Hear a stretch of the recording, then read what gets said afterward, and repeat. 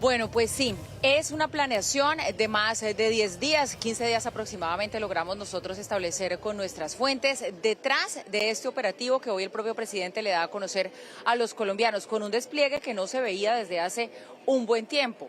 5 CAFIRs, también varios super tucanos, operaciones de precisión, y ocurrió en una zona, además, Mauricio, en la que se venían produciendo enfrentamientos entre las disidencias de Calarcá con las disidencias de Mordisco por lo de siempre, por el tema del control territorial. De modo que uno ve que empieza el presidente a desplegar en varios frentes su estrategia para recuperar el control del Estado, para recuperar la seguridad de los colombianos. Y lo digo porque, bueno, esto que pasa hoy, que es el segundo bombardeo, repito, el primero con esta nueva cúpula militar, pues se suma al anuncio de las extradiciones que también contábamos ayer.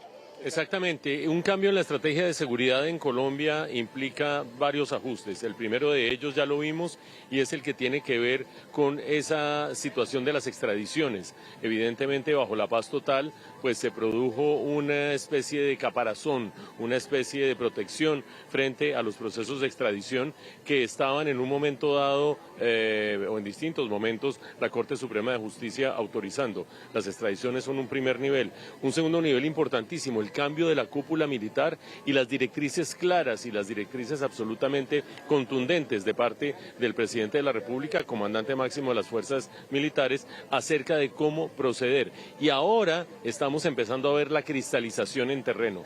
Por supuesto que habrá gente en sus casas que dice, pero si yo me acuerdo que bajo el presidente Petro también empezó a haber los bombardeos.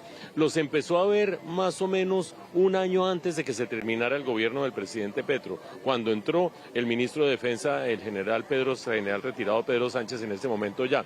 Pero en todo caso los bombardeos no eran de la contundencia y con la intención tan claramente expresa en este caso como se ha manifestado en estas circunstancias.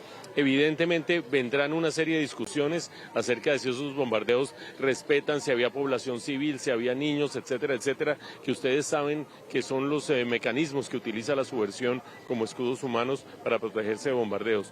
Pero Paula, creo yo que estamos atestiguando ya un viraje en terreno, propiamente en terreno, de esta estrategia de seguridad de 180 grados frente al gobierno de Gustavo Petro. Y dice usted, Mauricio, que vendrán discusiones, pero también muchas preguntas, ¿no? Entre esas, Hassan, buenas noches, lo saludamos a usted allá en Bogotá. El tema de los recursos que se van a necesitar para volver a empoderar y a fortalecer con las herramientas que se necesita para este tipo de operativos, pues las fuerzas militares. Ya vamos a hablar de eso, de plática, porque es otra de las noticias del día, la erradicación de ese presupuesto, pero me adelanto solamente en este rubro. Se habría pensado que se iba a presentar un monto mucho mayor para ese tema de la seguridad y de las fuerzas militares, pero mire que no. Ya ahí repasando un poco cómo quedó por cada una de las carteras ese presupuesto presentado y que había antes, pues lo que pudimos establecer es que el exministro Ávila había presentado un monto de 32.8 billones. Y este gobierno, en el presupuesto que radica hoy, pues 33.8. El aumento realmente no es muy grande y uno dice, bueno, con lo que tenemos es suficiente para que sea sostenible, Hassan, esta estrategia de bombardeos por largo tiempo. Pues primero las buenas noches y además se ve un clima cálido allá, delicioso en la ciudad de Cartagena. Pues miren, yo creo que Mauricio lo explicaba muy bien. El presupuesto hay que destinar las partidas para el Ministerio de Defensa, pero sobre todo hay algo que es estratégico y es que hoy en día los conflictos se tienen que ganar en la vía aérea y Colombia había perdido ese punto de quiebra en la estrategia. Colombia tiene unas fuerzas militares y una fuerza aérea y además una fuerza en la policía antinarcótico que es supremamente capaz de operativos en la jungla, en territorios inhóspitos. Y eso se había desaprovechado durante la administración del presidente Gustavo Petro. El presupuesto está. La capacidad y el conocimiento de cómo hacer estos bombardeos está. Lo que no había era la vocación de ponerlos en práctica.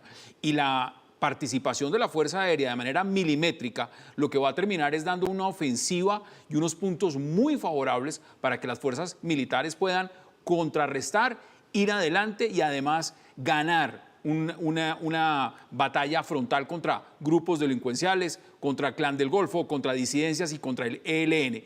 Así que yo realmente celebro que el presidente haya tomado esta decisión, que haya empoderado a la cúpula militar y que empiecen nuevamente unos bombardeos estratégicos, milimétricos sobre estas disidencias y todas las organizaciones, como las llama ahora el gobierno, organizaciones terroristas, porque al final de cuentas eso es lo que hacen, terrorismo.